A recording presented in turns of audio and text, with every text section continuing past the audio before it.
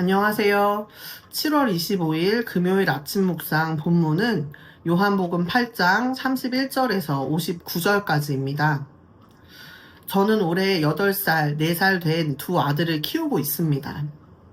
아시는 분들은 종종 저를 보면서 전도사님 고생이 많으시겠어요 하시며 따뜻한 응원의 눈빛을 건네주시곤 합니다.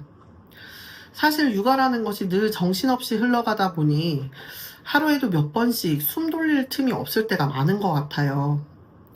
하지만 그런 일상 가운데에도 단비처럼 주어지는 짧은 자유의 순간들이 있습니다.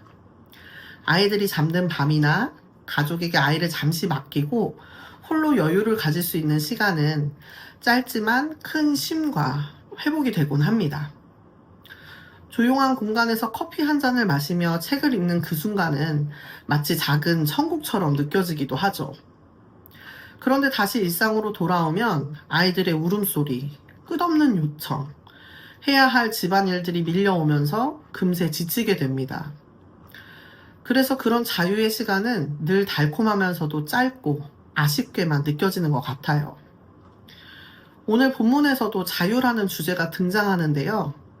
예수님께서는 진리를 알지니 진리가 너희를 자유롭게 하리라 하고 말씀하세요.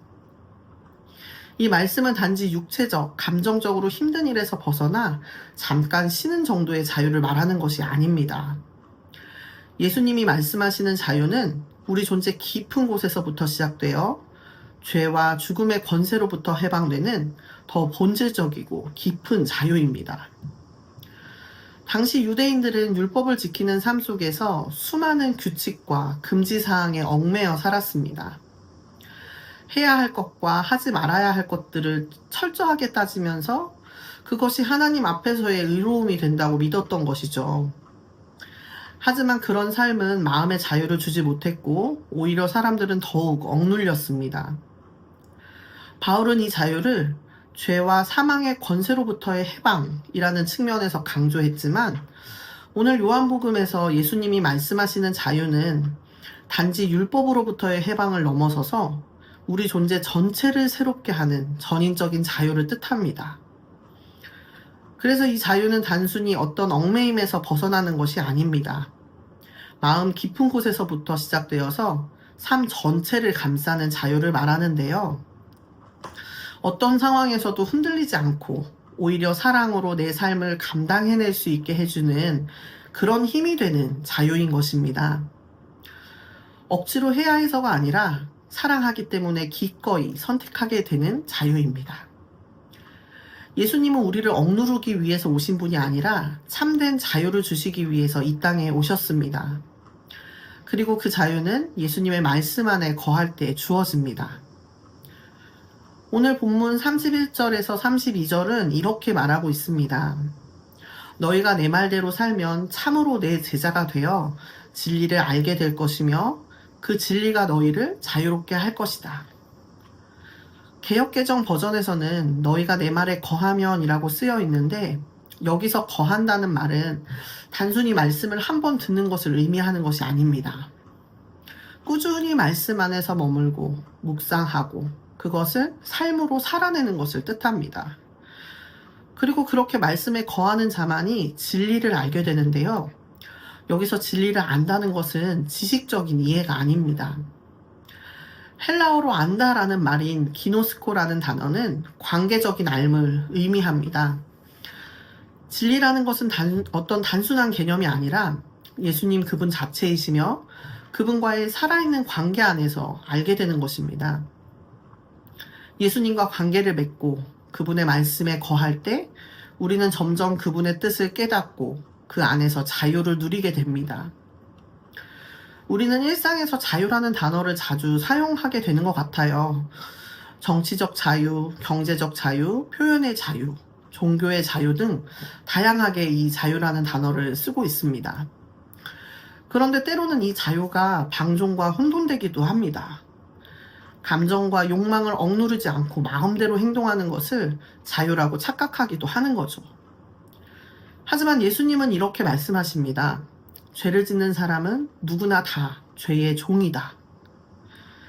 자기 마음대로 자유롭게 살아가는 것 같지만 실상은 죄에 붙잡혀서 종으로 사는 사람들이 많다는 것입니다. 우리도 스마트폰 중독, 인정 욕구, 비교의식, 불안과 두려움 등 여러 가지 형태로 자유를 빼앗기며 살아갑니다. 겉으로는 좀 자유로워 보여도 실제로는 더 깊이 묶여 있는 것이죠. 예수님은 그런 우리를 자유케 하시는 분이십니다. 그렇다면 우리는 언제, 어디서 자유를 경험할 수 있을까요? 그건 바로 지금 내가 서 있는 이 자리에서입니다.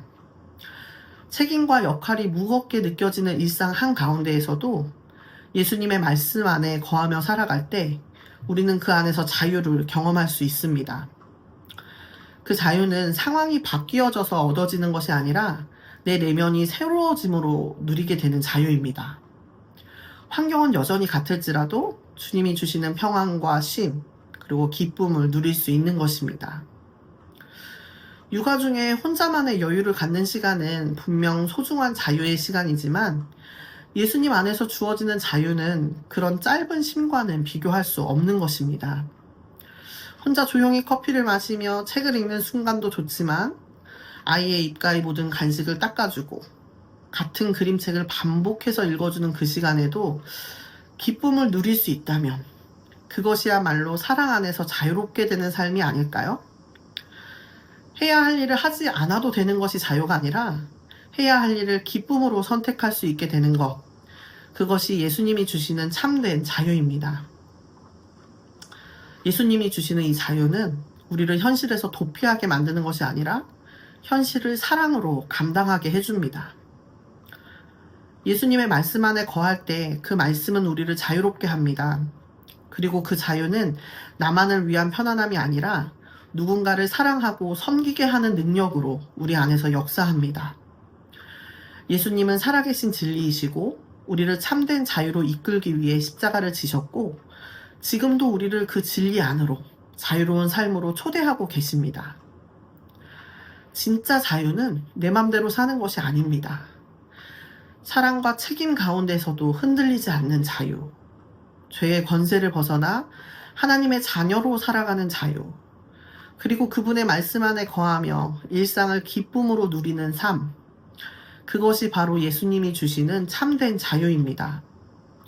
오늘도 우리를 자유케 하시는 진리의 능력을 경험하고 그 자유를 마음껏 누리시는 하루가 되시기를 바랍니다. 감사합니다.